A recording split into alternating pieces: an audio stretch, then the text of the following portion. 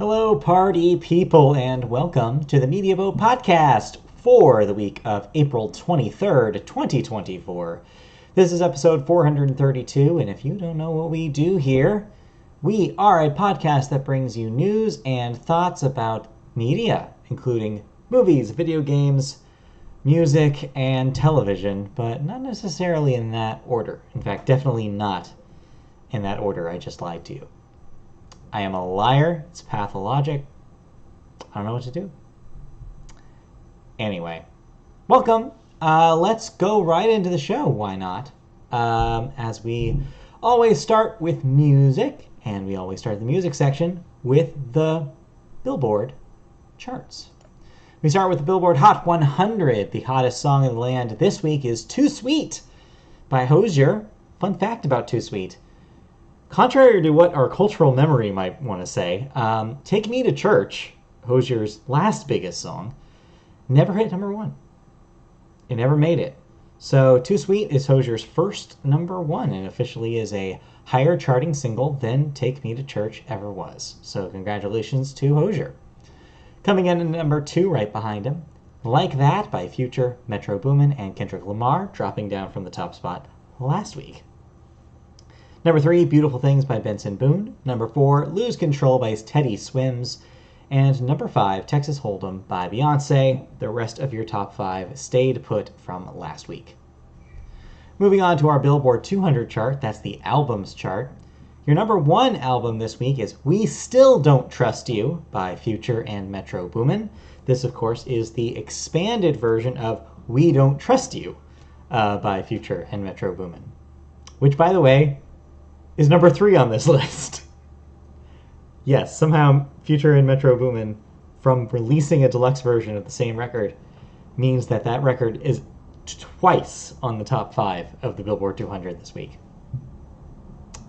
Can't say that the charts never surprise us anymore. That's definitely a surprise.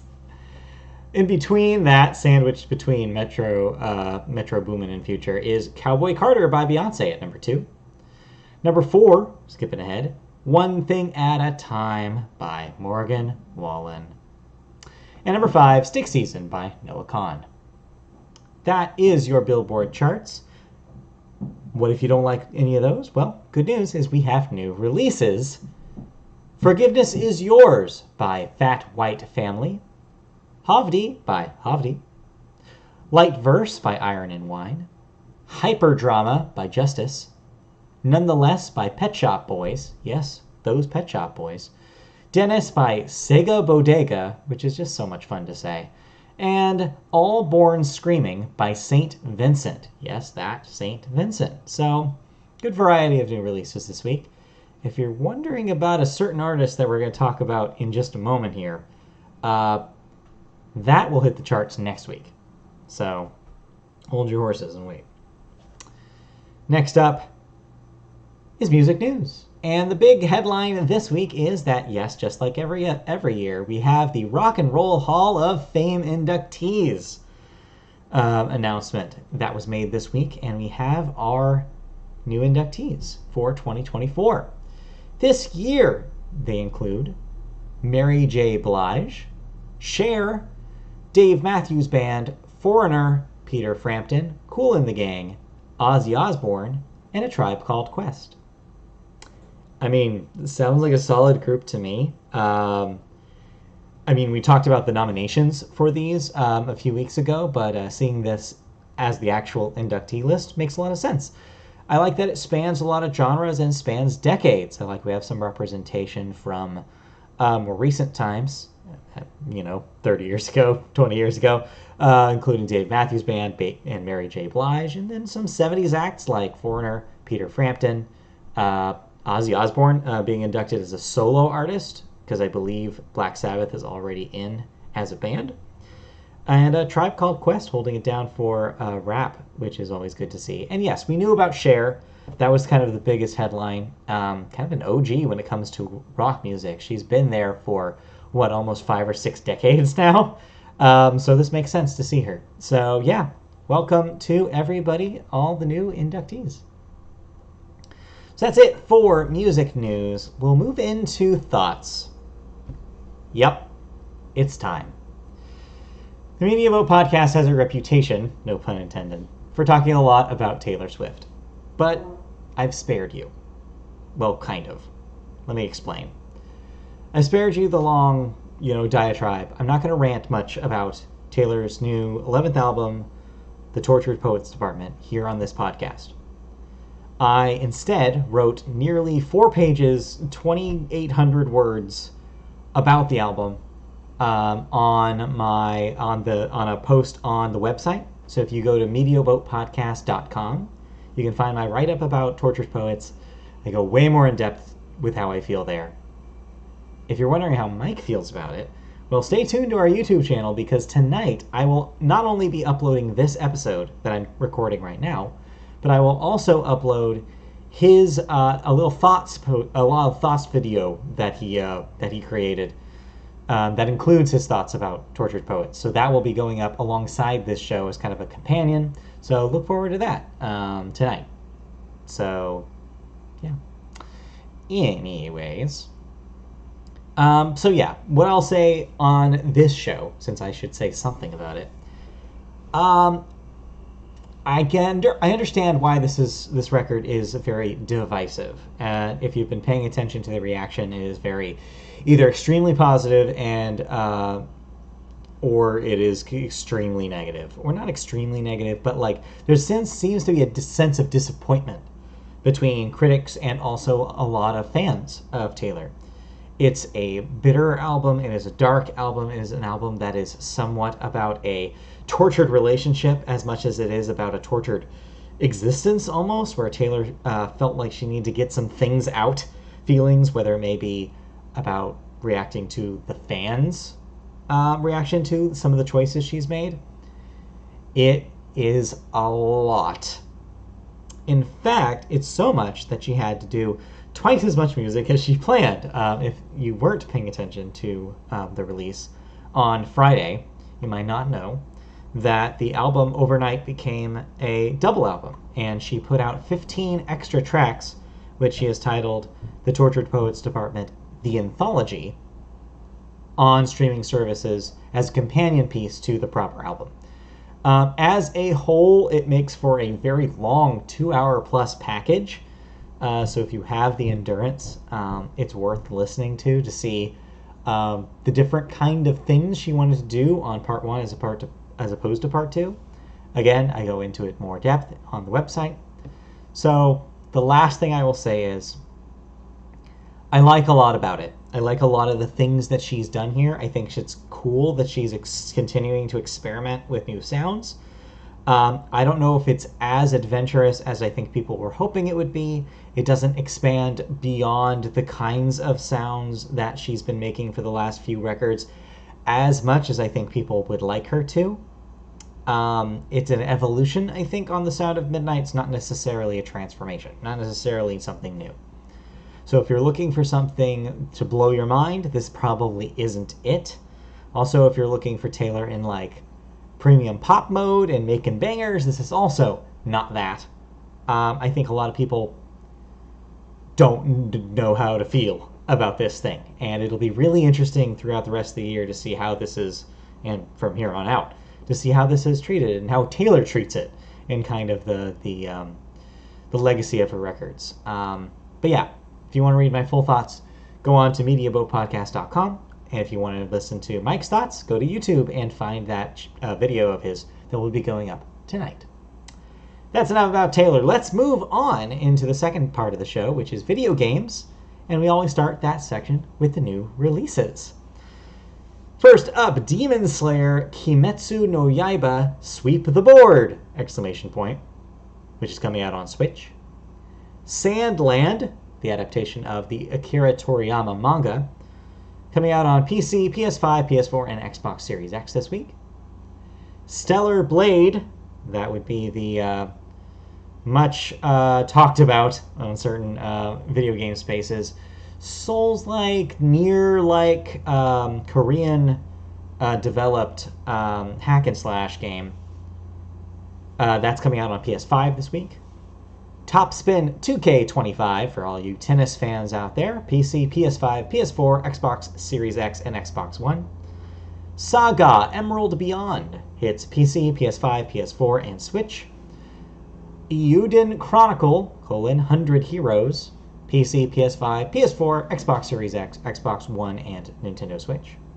Lunar Lander Beyond for PC, PS5, PS4, Xbox Series X, Xbox One, and Switch.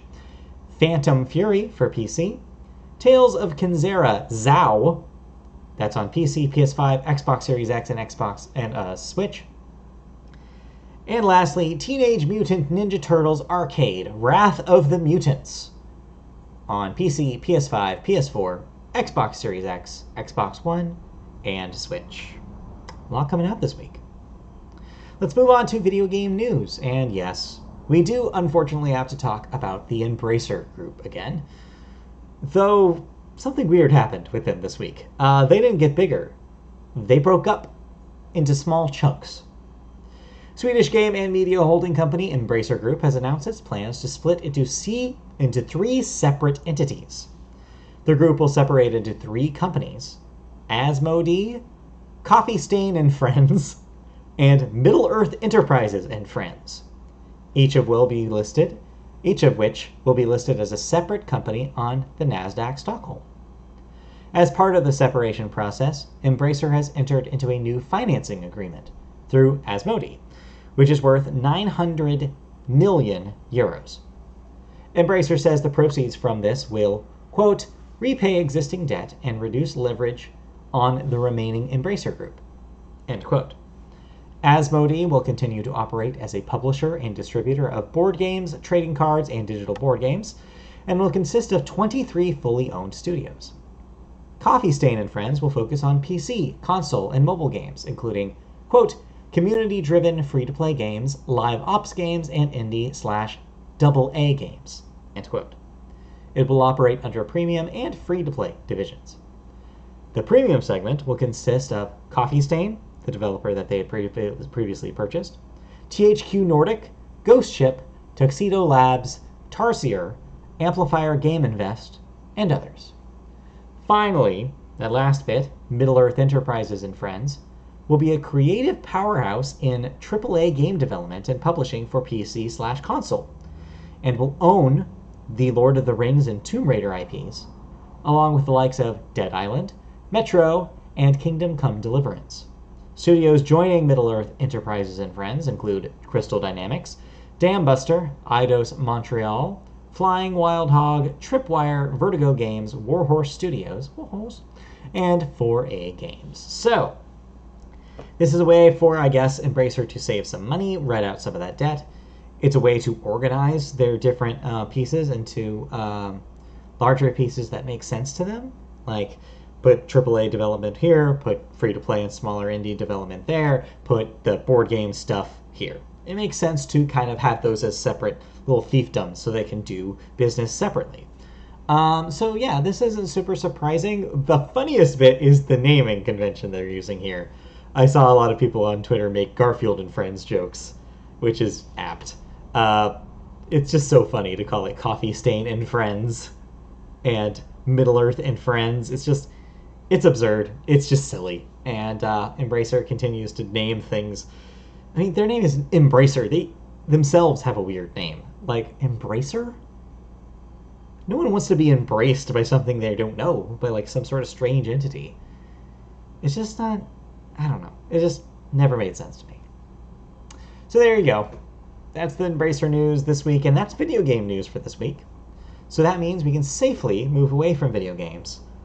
Although, quick video game bit for y'all. If any of you are of the Rock Band persuasion, as I am, you might be interested to know that Fortnite Festival starts its Season 3 today, and they finally turned on the Switch for Rock Band guitars compatibility. So that means if you have a Rock Band guitar, you may be able to use that in Fortnite Festival starting today. Little caveat to this. If you're playing Fortnite on PC, you have to have a PC adapter that works with either the Rock Band 4 guitar for the Xbox or the Rock Band 4 guitar for the PlayStation consoles. They aren't immediately interoperable. Some older guitars might work as a PC peripheral, but the Rock Band 4 guitars specifically are not supported. However, PDP put out a new guitar designed for Fortnite Festival that works with PC and Xbox or PC and PS and PlayStation platforms. However, it keeps selling out. It's about $129, but every time it hits Amazon or GameStop, they just go up in a fit of smoke. So if you're trying to get one of those, it looks like it's going to be a hard road ahead. That being said, if you have, like me, a Rock Band 4 set that you bought when Rock Band 4 originally came out, you can play on Xbox Series X with that controller, and it should work. I say should because I'm going to give it a try after I'm done recording here. So maybe next week I'll talk a little bit about playing the Fortnite Festival songs with a guitar controller. So stay tuned. All right, that's it for video games, so let's move on to the second half of the show where we start the television section, as always, with the Sports Corner. First up in league headlines in the Sports Corner this week, fire up your Kevin Costners because it's draft day. Well, not today, but Thursday. Thursday the 25th of April will be draft day for the NFL. So, we'll see what happens. All eyes will be on the Chicago Bears to see what they do about their quarterback situation. So do they draft a quarterback in the first round? We'll see. So stay tuned to that if you care about the new NFL season coming next year. Meanwhile, in baseball, we have the AL East making headlines as they have all their teams over 500. So a very competitive division, the AL East. Meanwhile, other divisions aren't so stellar. The AL West, meanwhile, is looking pretty brutal. Not a whole lot of competition there if you're not the Texas Rangers. Moving on to the NBA, the Warriors have already been eliminated from the playoffs. So that means that you will not see the Golden State Warriors get yet another championship this year. It might be the final time that Steph Curry, Draymond Green, and Klay Thompson even play together on the same team. So, if you are a Warriors fan, this might be the last moment in history that you get to see this specific Warriors team do what they do. So, there's that. Meanwhile, though, not everything is stellar in the world of basketball. Jonte Porter got a lifetime ban this week from a gambling scandal involving a $1.1 million bet, points shaving, and insider information. So betting on sports still continues to be a headline in actual sports. Whether or not the leagues will actually start cracking down on this is unknown, beyond the suspensions that you see here or investigations if you're talking about the recent baseball scandal. As long as these leagues are in bed with these betting companies, I think it's going to be a really tough conversation to continue having. So this will just continue as it has been, I think. It will just continue tiptoeing around this issue, even though it's becoming quite an issue.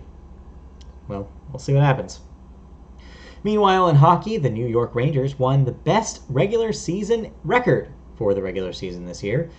55 wins, 23 losses, and 4 ties. So congratulations to the Rangers. The NHL playoffs continue. So we'll keep you all updated in the future with who is going to be the major competitors there. Last, but certainly not least, if you care about college football, new rules will make college football at the NCAA level more like the NFL, including coach-to-player pre-snap communication, up to 18 tablets per team during games, so they can look at game footage, I'm guessing, and 2-minute warning timeouts in the second and fourth quarters. I actually didn't know that those timeouts were not in college football, so now they will be. So, we'll have to see the upcoming season how this affects college play. Hopefully for the better. All right, let's move out of sports and into television news. Our television story of the week is about a familiar face for people who love streaming things in the background on Netflix. Yes, The Office Classic sitcom The Office is in the news this week. A new Greg Daniels and Michael Coman comedy series set in the Office universe has locked in its first 2 stars.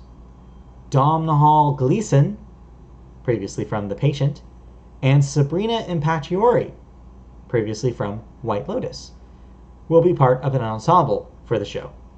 Details regarding their roles are still under wraps. The Office studio Universal Television declined to comment on the story, other than to confirm that the project remains in development. The prospective new series, which is not a reboot of The Office, is said to be set in a new office with new characters, but live within the same world as the mockumentary series of the fictional Dunder Mifflin Paper Company. This makes sense. I mean, there's no reason to reboot The Office. You've been there, done that, and those characters went through everything that they went through, and you don't really need to revisit that world. However, there are opportunities to mingle in that universe and make a similar show with similar vibes, and that makes more sense to me than just the straight reboot. So, cool. Seems like a good idea, and I'm sure NBC or wherever picks this up, or maybe it'll just end up being streaming. Actually, yeah, it'll probably just end up being streaming. What am I talking about? No one wants new shows on regular network television anymore. They don't even do that anymore. Anyway, let's move on. So, that was your television news this week. Let's talk about some cancellations and renewals, shall we? First up in cancellations this week, we have So Help Me Todd, canceled after 2 seasons on CBS. CSI Vegas, canceled after 4 seasons on CBS. Netflix has announced that the 5th season of The Witcher, which is upcoming, will be its final.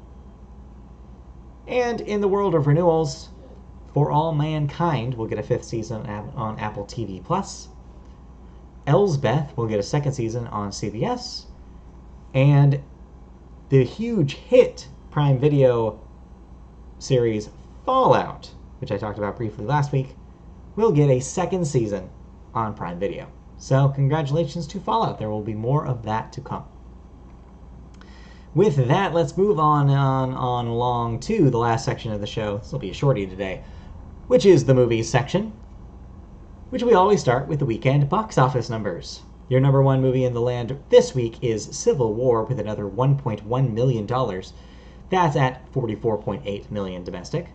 Number 2, Abigail, coming in at $10 million. Wait a minute, that's got to be a typo, because there's no way that 1.1 million beat 10 million. So I'll assume that's at 11, or 10.1 or 11.1. Safe. But Abigail made 10 million this week. That's its debut.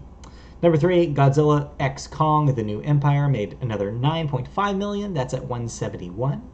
Number 4, The Ministry of Ungentlemanly Warfare debuted at $8.9 million this week.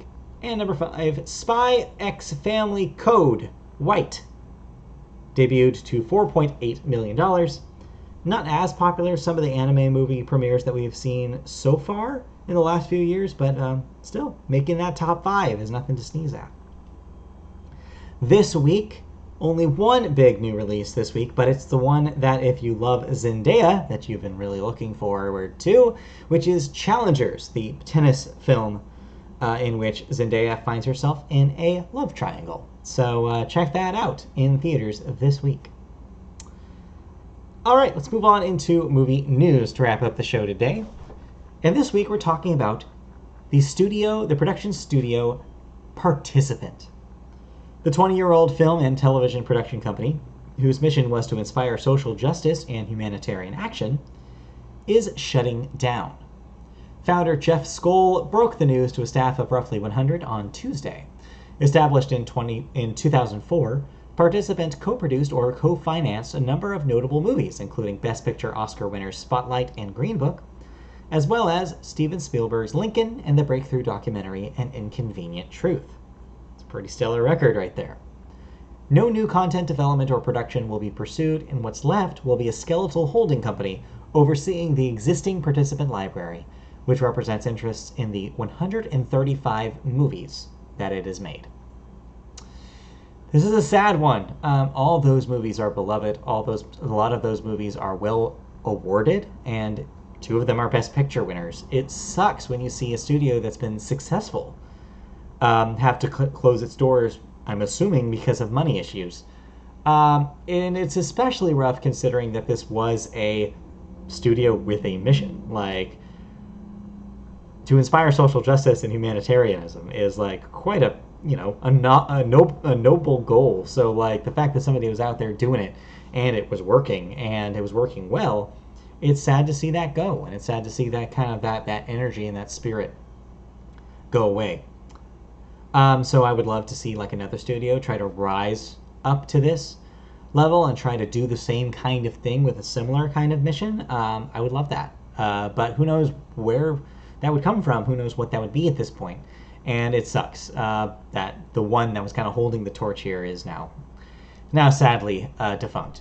So yeah, pour one out for all the people who worked at Participant, and yeah, go watch some Participant movies to go celebrate the legacy of that studio. It did some great work.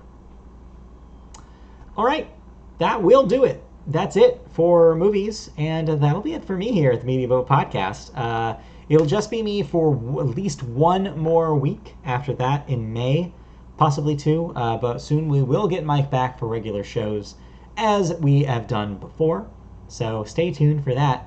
But in the meantime, thanks for joining me here at the Media Boat Podcast. If you want to see us in all sorts of forums, we exist in all sorts of forums. We are multi-layered like that. You can find us on the internet, as I mentioned earlier in the show, at MediaBoatPodcast.com. If you want to see our videos, go to YouTube and search MediaBoat, find our channel. You can like, subscribe, leave comments.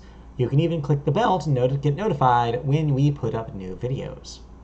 You can find us in audio form on podcast services such as Apple Podcasts, Google Play, where else? iHeartRadio, Spotify, wherever you listen to podcasts, search Media Boat Podcast and you should find us. You can also find us on twitch.tv/MediaBoat, where Mike has been playing all sorts of different Final Fantasies. He's been playing Rebirth. He's been playing the DLC for Final Fantasy 16. He's everywhere. If there's a Final Fantasy, he's playing it. So tune into that. And if you want to ask us questions, you can email us at mediaboatpodcast@gmail.com. Oh, and social media, we're MediaBoat on those too. Just search us and you'll find us. Like I mentioned, you can find my write-up for the Tortured Poets department on the website, as well as more going up there soon, like the weekly week list and all sorts of other stuff. So yeah, there you go. You have your mission. Your mission, if you choose to accept it, is to find us on all sorts of different platforms. Until next week, where we will be back, or at least I will be back, for a new episode of the show. So, stay tuned. See you guys next time, and have a good one. Bye.